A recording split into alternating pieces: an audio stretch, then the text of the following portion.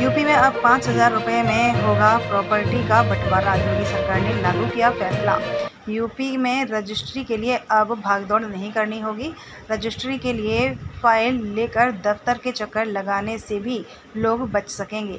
UP सरकार ने संपत्ति की बिक्री और खरीद के लिए ई रजिस्ट्रेशन को लागू कर दिया है। इसके लिए ज़रूरी प्रक्रिया शुरू हो गई है और जल्द ही ये सुविधा लोगों को मिलेगी। यूपी ऐसा करने वाला देश का दूसरा राज्य बन गया है। वहीं अब यूपी में संपत्ति का बंटवारा भी सिर्फ 5,000 रुपये में हो सकेगा। स्टाम्प शुल्क घटने के फैसले से संपत्ति के विवादों में कमी आने की उम्मीद है। यूपी में रजिस्ट्री के लिए हाथ में फाइल नहीं, मोबाइल और सॉफ्ट कॉपी में डॉक्यूमेंट्स होना भी काफ़ी होगा। यूपी सरकार ने संपत्ति की खरीद और बिक्री के लिए ऑनलाइन रजिस्ट्री करने की व्यवस्था लागू करने का फैसला किया है। ऑनलाइन आवेदन करने पर रजिस्ट्री के लिए स्टाम्प फीस भी डिजिटली जमा होगी। ईमेल से आवंटी तक डीड पहुंचेगी। पूरी प्रक्रिया और उसकी जांच डिजिटली हो सकेगी। हालांकि रजिस्ट्रेशन ऑफिस टाइमिंग में ही होगा। इस फैसले के साथ ही यूपी ई रजिस्ट्री वाला देश का दूसरा राज्य होगा। अभी तक ई रजिस्ट्री की सुविधा सिर्फ महाराष्ट्र में ही थी। इससे रजिस्ट्रेशन कार्यालय में भीड़ का दबाव भी कम होगा।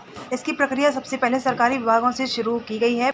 प्रदेश के सभी प्राधिकरणों और निगमों में ये व्यवस्था होगी। इसके तहत रजिस्ट्री के लिए आवेदन ऑनलाइन होगा। सरकारी विभागों में जमीनों का रजिस्ट्री बड़े पैमाने पर होता है। संपत्ति के बंटवारे का नया फॉर्मूला तैयार। यूपी में संपत्ति विवाद को कम करने के लिए और लोगों को सुविधा देने के लिए स्टाम्प शुल्क में भी कमी की गई है। अब जीवित व्यक्ति द्वारा ब्लड रिलेशन में बंटवारे के लिए महज 5,000 रुपये का स्टाम्प शुल्क लगेगा।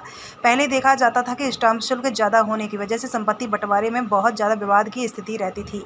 वर्तमान में पारिवारिक संपत्ति में बंटवारे के लिए जिले में रजिस्ट्रार के यहाँ आवेदन होता है। इसमें संपत्ति के सभी हिस्सेदारों के नाम चढ़ते हैं, फिर तहसीलदार के सामने सहमति पत्र दिया जाता है।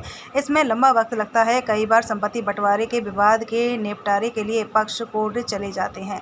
स्टाम्प और पंजीकरण मंत्री रविंद्र जायसवाल ने इसकी पूरी प्रक्रिया को लेकर निर्देश दिए हैं। लाखों परिवारों को मिलेगी राहत। योगी सरकार के इस फैसले से प्रदेश के लाखों परिवारों को बड़ी राहत मिलेगी। इससे संपत्ति विवाद में कमी आने की उम्मीद है।